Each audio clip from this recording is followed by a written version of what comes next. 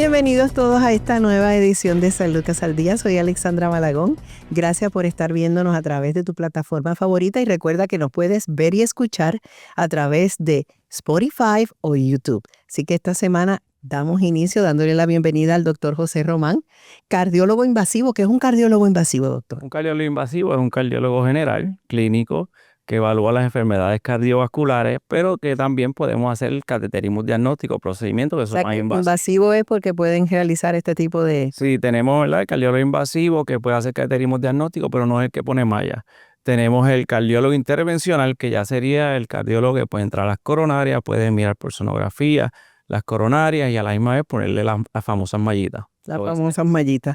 Hoy vamos a estar hablando de un tema que a todos, yo creo que a todos nos concierne, que es la cuestión de la hipertensión, doctor. Le dicen el asesino silencioso y puede aparecer hasta por un susto, por etapas de mucho estrés, te puede crear unos episodios de hipertensión. O sea que todos estamos expuestos en algún momento dado a tener la presión alta. Definitivamente, la hipertensión es una de las condiciones cardiovasculares más común.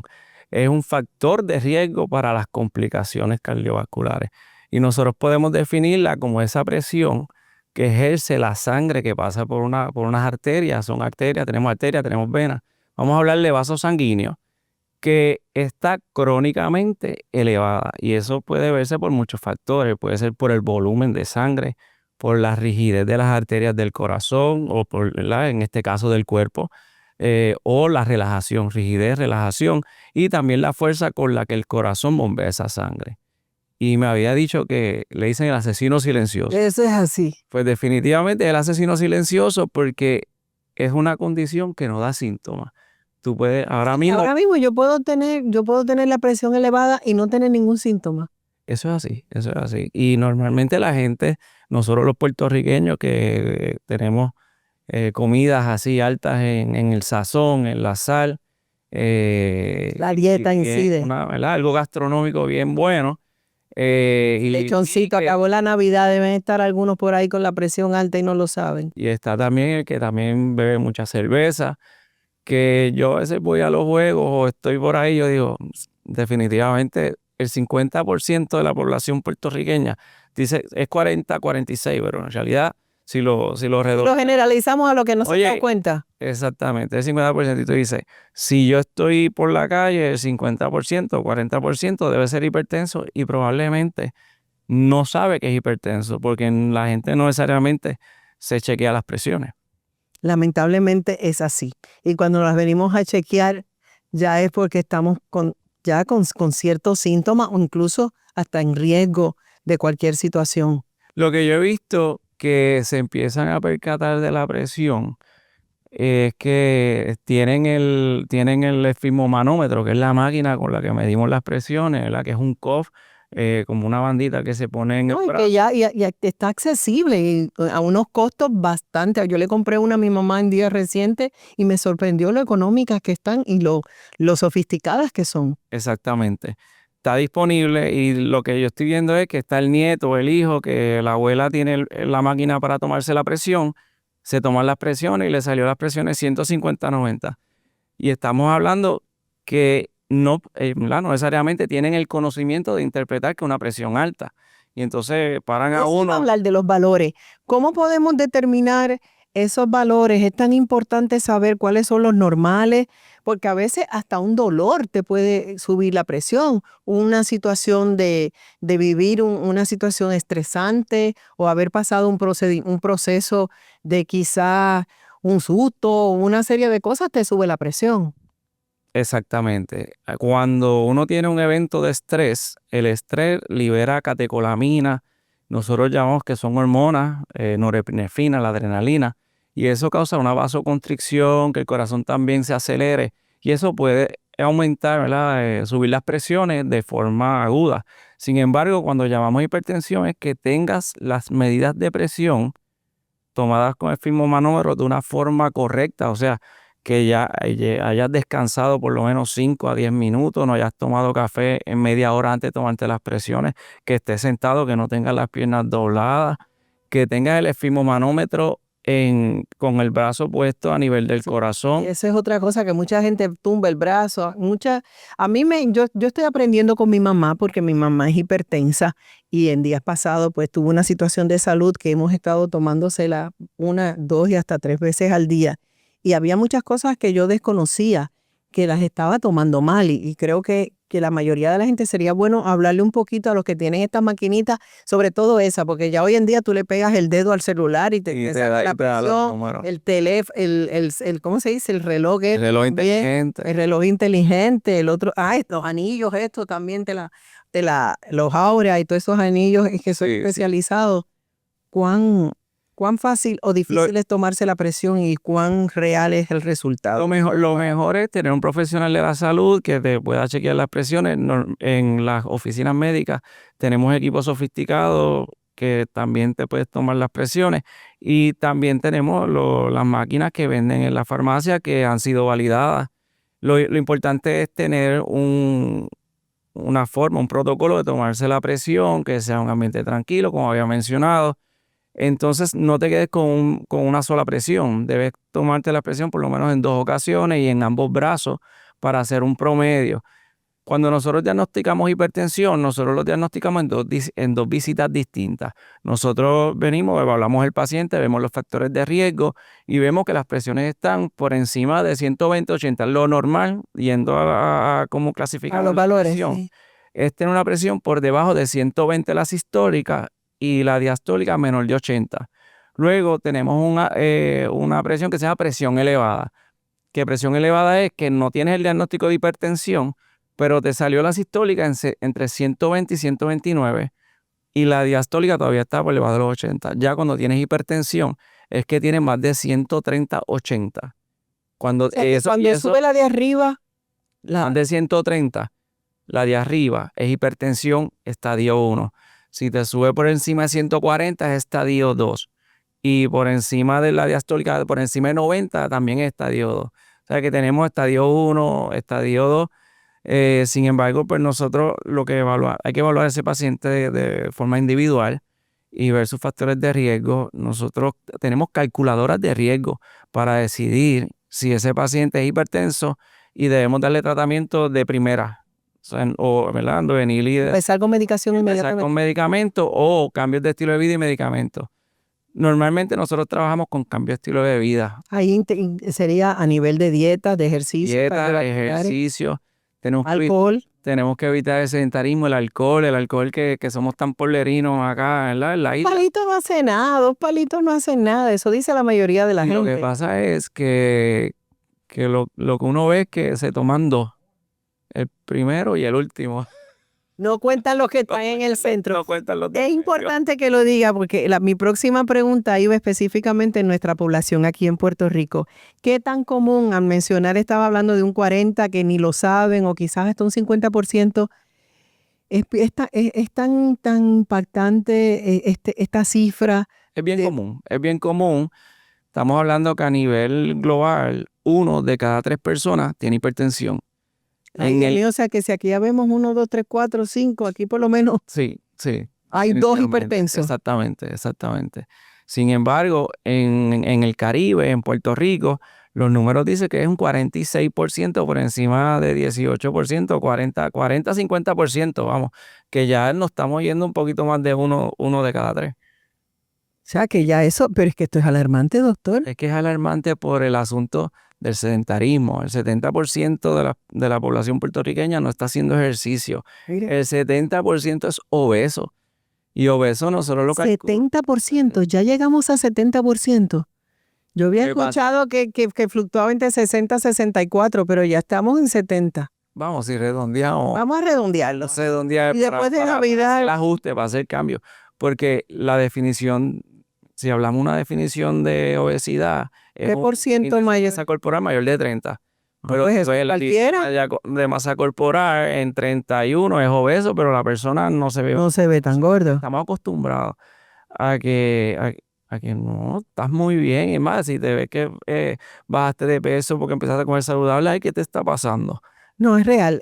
Realmente es impactante, sobre todo yo creo que una de las cosas que deberíamos hablar en esta oportunidad que tenemos la visita del doctor Román es estos hábitos. ¿Desde cuándo? ¿Desde cuándo tenemos que empezar? Yo creo que a lo más temprano que se puede empezar, sobre todo con la dieta. Ayer yo estaba escuchando a un doctor hablando de que los niños tienen que empezar a salir a jugar a la calle. Señores, que tenemos que comenzar a retomar, que el muchachito salga, que le compres una bicicleta, que le compres una patineta, que lo dejes salir en la urbanización, en la escuela, porque ya llevamos 2 generaciones que estaba explicando este pediatra, no están saliendo a jugar a la calle, están perdiendo ese ejercicio cardiovascular, están perdiendo digamos, que nosotros teníamos esa costumbre de compartir, de salir, de correr, de jugar pelota. O sea, hay más, incluso muchos padres están dejando de hacerlo porque les complica la vida llevarlos a las prácticas. Tenemos que empezar desde temprano a hacer cambios en Puerto Rico, doctor. Definitivamente la labor como padre es compleja porque todos trabajamos, está la escuela, las asignaciones, pero también hay que moverse. Yo estoy de cancha en cancha, entre voleibol y baloncesto. Yo soy más de voleibol, me disfruto porque tuve nena y ahora pues Las nenas son más de voleibol. Ahora estoy en la etapa de varones y tengo voleibol y tengo baloncesto. Y nosotros nos estamos dividiendo todo el tiempo. Vemos que es complejo, vemos también que económicamente es retante. Es complicado, retante. Y lo que sí es que la parte de los videojuegos han tomado gran control en lo que es y está incidiendo en toda esta generación. El día a día de la población pediátrica. Cuando me dices desde cuándo hay que comenzar, yo entiendo que tenemos que comenzar desde nosotros como padres, educarnos en cómo alimentarnos mejor, buscar ayuda profesional y eso trasladar esas prácticas a la casa. Y entonces escoger medicamentos, no, escoger alimentos que sean saludables, que sean variados, que estén las frutas, que estén los vegetales y acostumbrar a ese niño que está creciendo a tener una buena alimentación, cosa de que cuando lleguemos a la adultez ya tengamos esa práctica. Mi población, cuando yo soy especialista en adultos, yo soy medicina interna, que es médico especialista en adultos y cardiólogo en adultos. Por lo tanto, yo en el diario veo pacientes que se pueden beber 1 o 2 litros de Coca-Cola, de refresco. Y yo lo veo eso imposible, pero sí lo hacen. Que de cierta manera se me hace fácil hacer ajuste, porque yo digo, oye, si ya deja eso, vas a bajar de peso, vas a rebajar, vas a estar mejor. Es la cantidad de azúcar. Yo en días pasados estuve en una feria de salud participando y un nutricionista estaba hablando de la cantidad de azúcar que tienen estos refrescos, para no entrar en ninguna marca en particular, porque hay unas que incluso es muchísimo mayor, pero estamos hablando del equivalente a 15 cucharadas de azúcar. Y la gente, o sea, imagínese usted que usted coja un café suyo y usted le eche 15 cucharadas, no cucharaditas, cucharadas de azúcar. ¿De qué nivel estamos hablando? Hasta con el café yo tengo precaución porque yo decía, si yo me tomo varias tazas de café y le echo 2, 3 cucharadas de azúcar. Ya van 9, 12 cucharadas. Pues no, el café tratar de irlo a lo más simple. Puya, sin azúcar. Ya está difícil. Disfruta es Sí, hay que cogerle el gustito, doctor. Sí.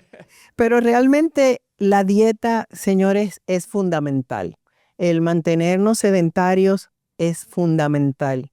Y estamos llegando a adultos, como usted bien dice, con una obesidad alarmante, con una cantidad de hipertensión no diagnosticada que nos puede llevar a una muerte súbita, nos puede llevar a unos factores de riesgo altísimos. Tenemos que educarnos, tenemos que cambiar. Tenemos que dejar de darle a los muchachitos tanta comida, las porciones, doctor. Las porciones son clave, porque comer es bueno, pero debemos trabajar el asunto de las porciones, porque a veces, ¿sabes? Tú ves el plato de arroz, la mitad del plato lleno de arroz, todo el pollo, prácticamente no va ensalada, los tostones. Eso es otra cosa. Tenemos que diversificar un poquito los colores en el plato. Eso nos ayudaría mucho, señores, la dieta. ¿Y cómo debe una persona, o sea, que vamos a hablar de los errores más comunes? Estos errores más comunes que cometen las personas cuando ya son hipertensos y no saben cómo lidiar con su presión arterial, cómo monitorearla, cómo cuidarla? ¿Cómo podemos orientar a eso que estamos casi hipertensos o que estamos gorditos o que no estamos haciendo mucho ejercicio para poder controlar un poco la presión arterial? Primero, el paciente adulto, la persona adulta, debe visitar debe visitar un médico primario, un médico internista, puede visitar el cardiólogo y hacer esa primera evaluación para ver cómo, porque si no te chequeas las presiones, nunca vas a saber qué padecer de las ¿Qué presiones. por ciento de personas está yendo a un cardiólogo como parte de su rutina médica? No sabría decir. Muy No pocas sabría decirte porque prácticamente nosotros, la población que yo veo ya ya viene prácticamente diagnosticada y referida. diagnosticada con complicaciones. Tenemos que trabajar más eficientemente con la parte de la prevención, que yo entiendo que por esto uno agradece la invitación a esta práctica de poder orientar a los pacientes, porque nosotros tenemos un deber, una labor con la población de educar sobre las condiciones médicas, en este caso cardiovasculares, porque la meta es evitar las Eso le digo, que complicaciones casi relacionadas. nadie pone en su lista básica, o sea, tú vas al dentista, por lo menos hacerte una limpieza, se supone que sea varias veces al año, pero hay una lista básica donde incluimos nuestros médicos. Las mujeres por lo menos vamos a los ginecólogos, vamos a por lo menos a un internista. Yo vine a empezar a ir a un internista ya grande por unas condiciones, ya después de los 30, 40 años. Porque uno con lo que le mandaba el ginecólogo ya tú tenías. Y por lo menos en la parte de las féminas tienen al ginecólogo. Yo no quiero imaginarme la parte de los varones que no van a tener esa educación de ir a ninguno. A ningún médico. No van a ningún mucho menos médico. va a ir a un Mi cardiólogo. recomendación es que debe visitar un médico primario, cumple 18, 21 años, vaya al médico primario una sola vez y a lo mejor un seguimiento de laboratorio y después tenerlo de práctica por lo menos 3 a 5 años, pero sí por lo menos una vez al año. Tomarse las Un tipo de presiones, chequeo. tomarse las presiones aunque sea en la casa y ir al médico por lo menos 3 a 5 años. Ya cuando vamos entrando en edad, pues debemos visitarlo más frecuente. Y si tenemos una condición, ahí empezamos a visitarlo cada 3 a 4 meses, o mínimo 2 veces al año.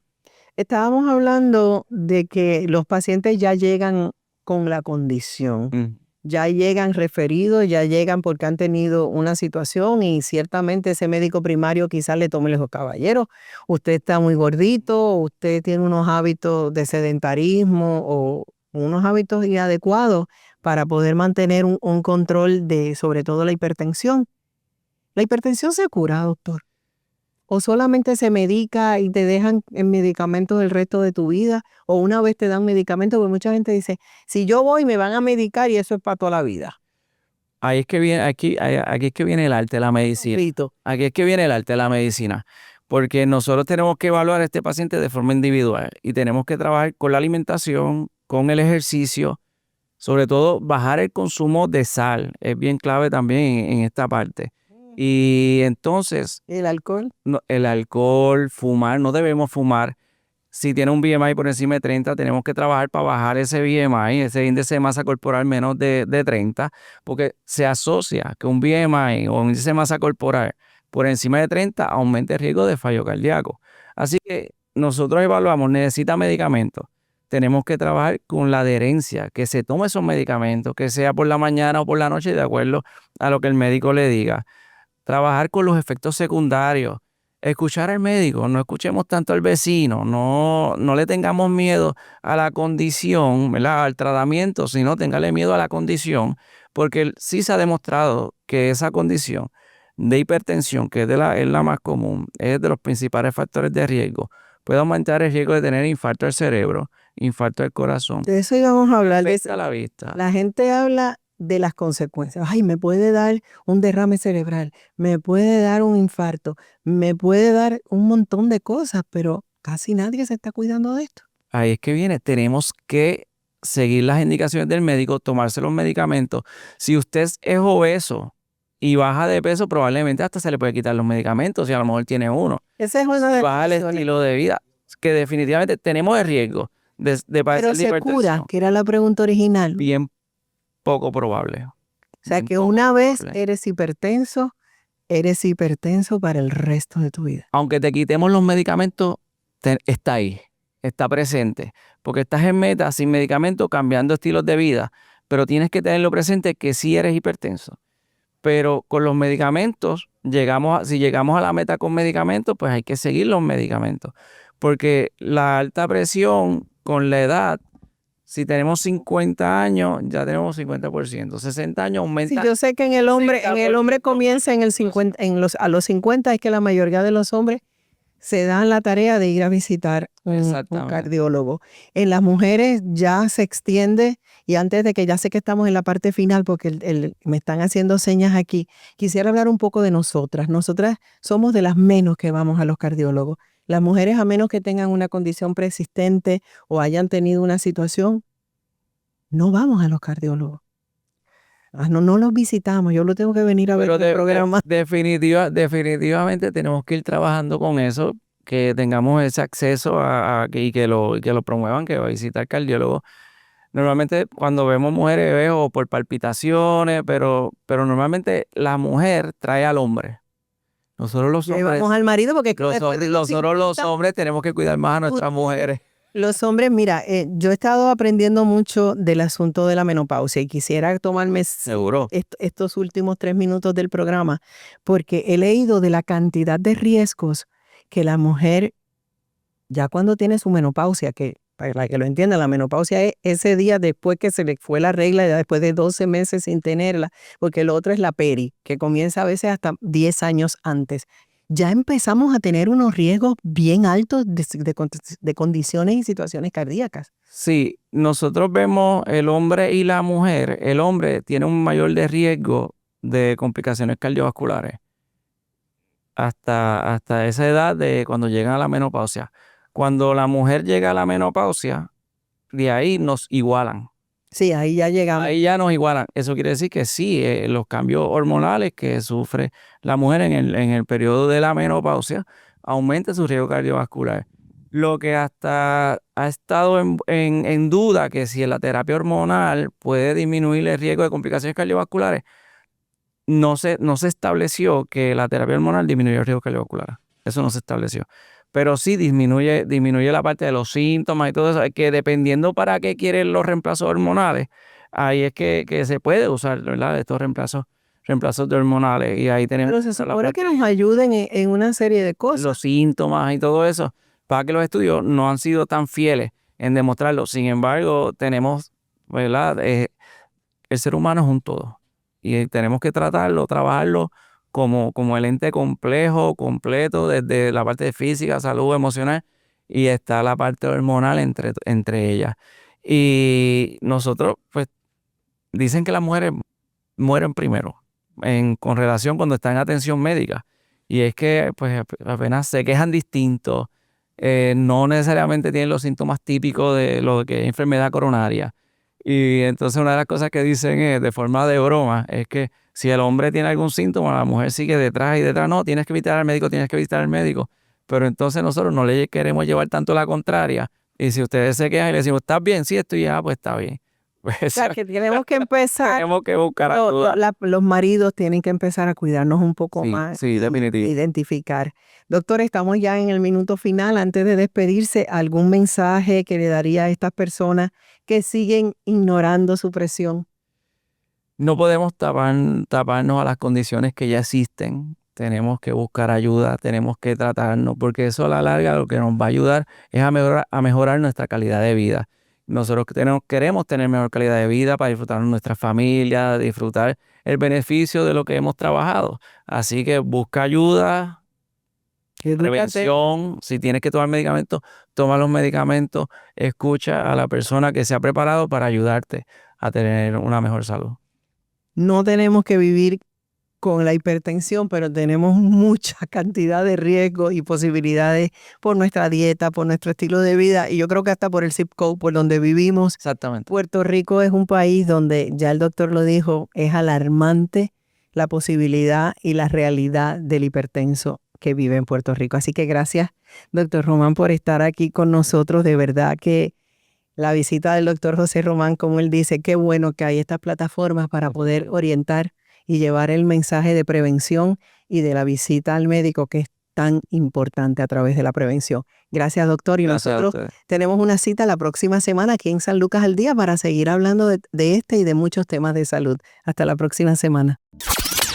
Este programa fue traído a ustedes por el Sistema de Salud Episcopal. Agradecemos al personal del Centro Médico Episcopal San Lucas, Centro de Salud Conductual San Lucas, Hospital Episcopal San Lucas Metro y al equipo de trabajo Hospicio y Home Care San Lucas por su colaboración. Para más información, llama al 787-844-2080 o búscanos en sanlucaspr.org. Gracias por su sintonía.